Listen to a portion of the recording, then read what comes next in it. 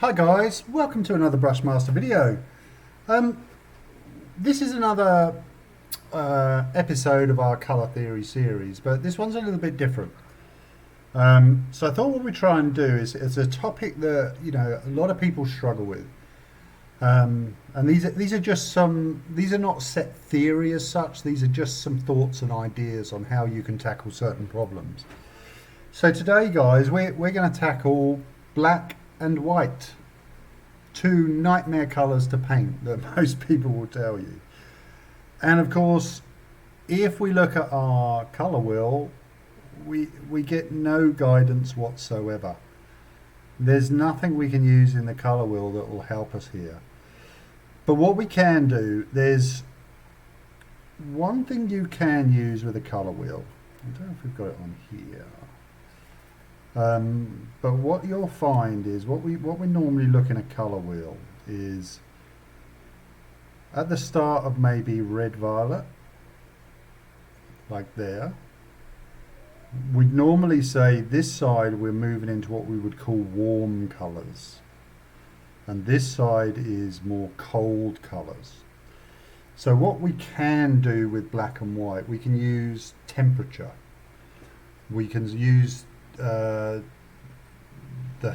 hot and coldness of a colour to paint something in a way that looks, more of a cold environment, more of a hot environment, etc. So what we're going to do, we're going to start again. We've got two extremes here. White is like the absolute pure highlight. So all we can really do is mix shadow and base colours to work from and progress up to white. And with black, we really can only start with black and get lighter. So we'll only be producing what we might call midtones and highlights. So let's start with white, shall we? So, like I said, white, you're very rarely going to paint parts of a model pure white and then work up or down from that. We're usually going to end up building up to a white. So what I'm going to do here, like a standard sort of parchmenty khaki sort of white. I've got a few colours here. So the first one I've got here is saddle brown. So if I mix saddle brown in with that, and don't forget all these colours, by mixing them with the black and white, we are going to desaturate them. So this goes now more of a fleshy pinky white colour. And again, we can make it more interesting by, when we do the first light perhaps, we could add, like I am here, pale yellow. That'll make that colour a little bit more colourful. And then we can start adding our whites in. So this progression here is going to be quite pleasing for most people.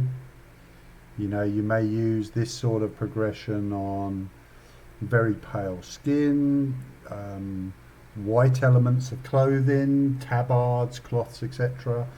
But that would work very well, and we could deepen shadows by adding other colours in. We can also look at a similar sort of progression with more of a yellow tone. So I've got an ochre here. So if we add an ochre in this time, now we're going to start getting into more bone type colours, I would say. So this is more of a yellowy brown white, and again, if we keep adding white to that, we're going to start getting into some nice tones that we would be calling things more like bone, ushabti bone, things like that. And this itself is a nice colours, nice progression for making bone sort of colours. So that's two ways with white. But another way that I do like, so these are more what I would call warm whites. So these are more on that sort of warm progression. So how can we make it a cold white? So if I was painting white clothing but in an icy environment, etc.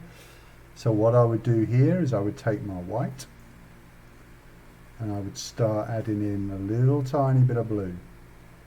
I've got a little medium blue here, And I may even add a little touch of pale yellow just to make the colour more interesting. And now we're going to be getting into more colder, paler blues. And we can highlight that up in several different ways here.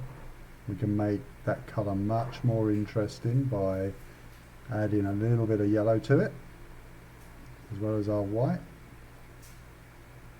I'm going to leave the blue tone. And then we start getting into some really nice, interesting colours.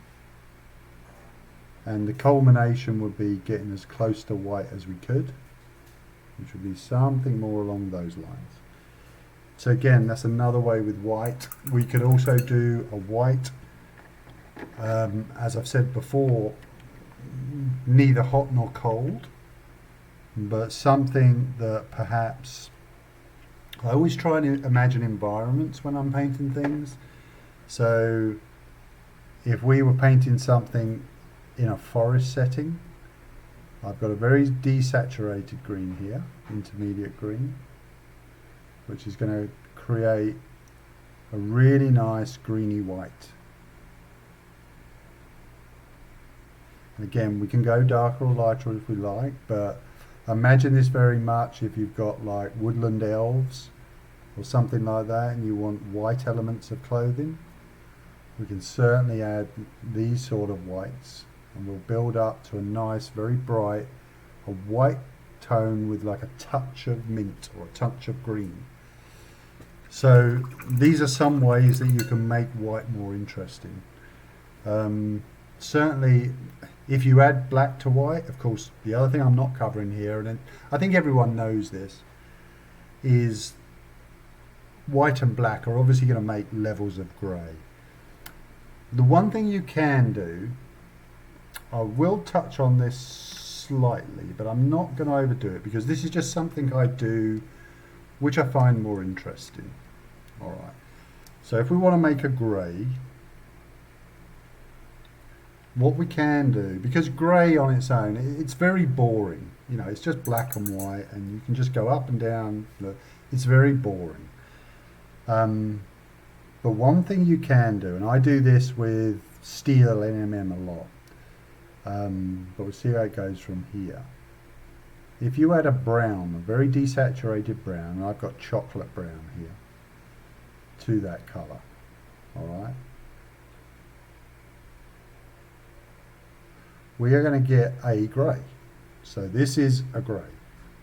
It's a very dark grey, but it's going to have a lot of brown in it.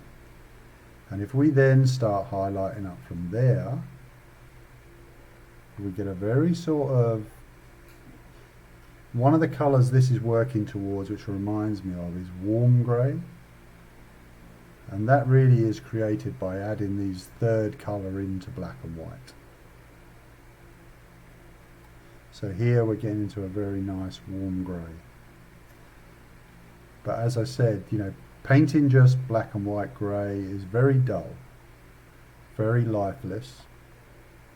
But what we're doing here, we're adding just that little extra bit of tonality to that grey. And it's something to really try, guys. When you're painting grey colours, you know, you've only got to add a little tiny bit of a certain colour and you get a much more interesting progression.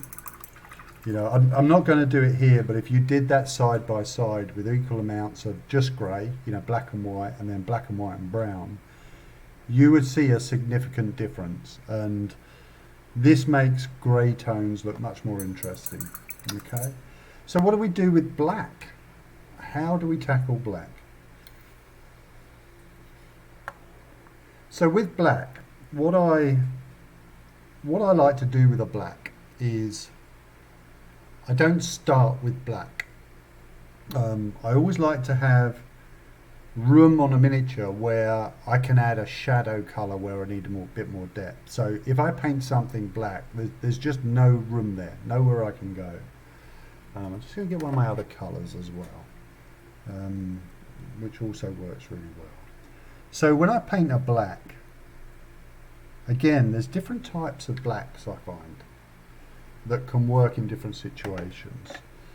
So what we might look as what we might say is a standard sort of black is if we add blue.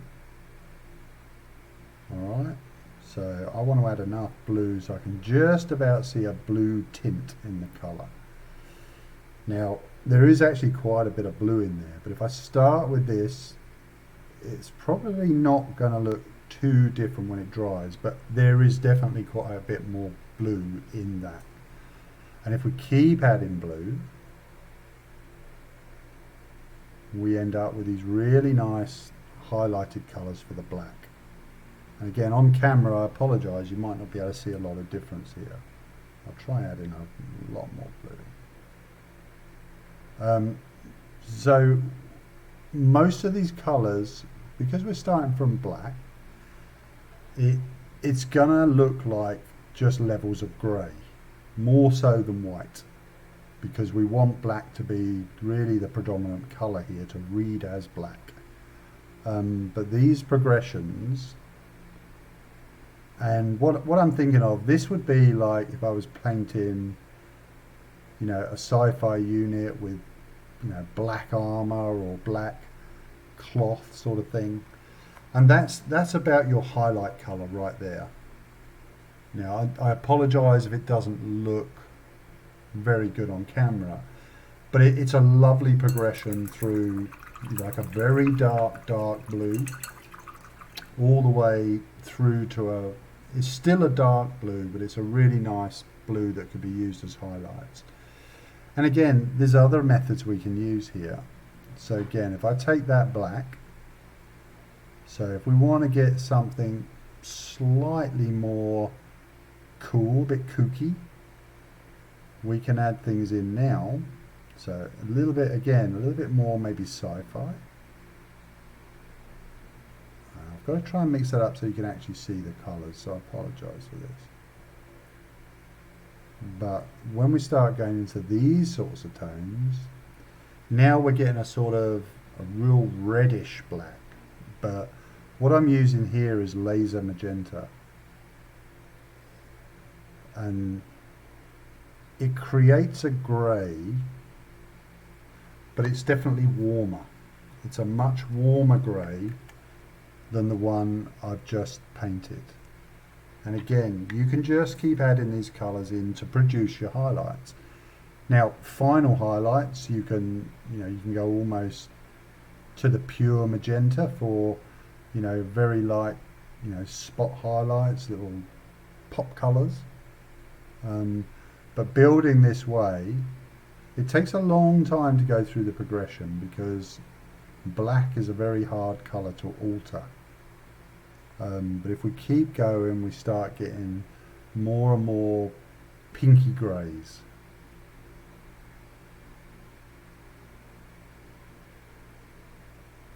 And this is another thing to understand, that black is a lot harder to alter than white. You only have to touch white with a colour and it's completely changed. Now, like most other colours, at any point you could add pale yellow, white to speed up that highlighting process. But it's really up to you. It depends on what you're painting, how big a contrast you want. So it's something to experiment. Certainly with the blue side, adding in pale yellow, ice yellow or white, ivory is going to make a bigger shift in colour. So let's have a look at another version of black. So again, like I said, if I'm painting more naturalistic things, you know, things in woodland environments, things like that, I would probably end more adding lighter browns and maybe a touch of green. So here, for instance, I've added a little bit of saddle brown. And again, my apologies, it still looks black. I'm going to add a load more into that. Right, that's a bit better. But we'll get now more into browny greys. We can add touches of green, touches of this brown. And what we do know is these colours are always going to be of a lesser value than the black. And then I'm going to start adding in pale yellow to this now, just so we can actually get some lighter values. But yeah, we now start adding into more natural sort of colours. So this progression of black is black through brown and greens, and then more browns, and then we're adding in pale yellow. So we're just building up much more natural colours.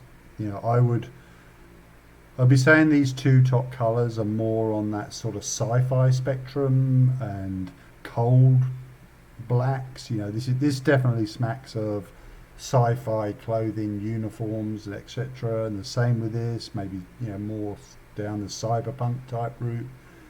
But you can build these blacks, and what we are doing with all of these, of course, is we're making greys. We're adding greys. You know, whenever you add something to black or white, you are making a grey. The other nice thing I like to do sometimes, I do quite often actually, is something we've covered before, and I've got an ochre colour. So we'll start coming in with an ochre and just keep adding ochre, and this produces a very nice grey tone, maybe a greeny tone, and we can progress that all the way up and maybe add a bit more of a whitish colour in there, keep it grey, and we end up with these more greeny greys, I would say. But whatever colour we add in here, we're always heading towards greys. If we add a bit of white to that, we've got a really nice sort of khaki field drab type of colour. But again, you know, we're not thinking in terms of that's the final colour or that's the final colour.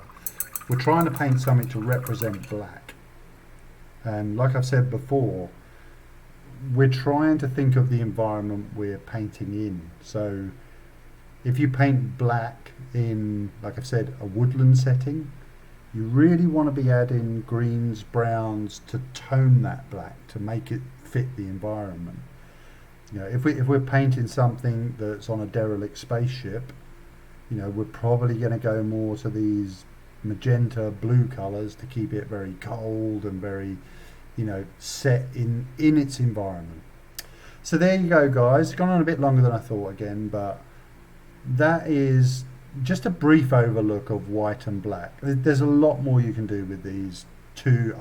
I'll call them colours, and I know people are going to say they're not colours, right, but I'm going to call them colours because they come out of my colour pots.